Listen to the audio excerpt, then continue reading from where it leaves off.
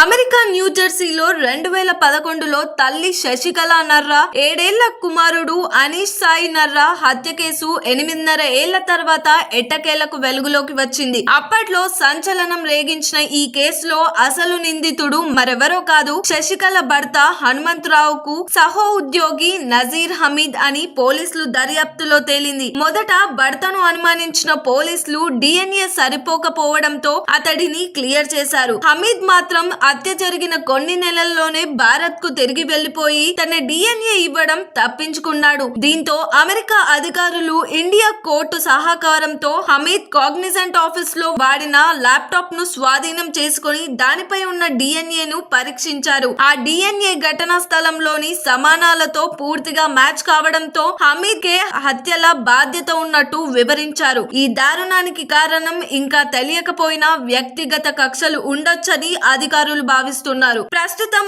America పోలీసులు హమీద్ ను భారత్ నుంచి తమకు అప్పగించామని అధికారికంగా కోరే అవకాశం ఉంది. మరి దీనిపైన మీ అభిప్రాయం ఏంటో కామెంట్ చేయండి. మరిన్ని అప్డేట్స్ కోసం చూస్తూనే ఉండండి RLR TV.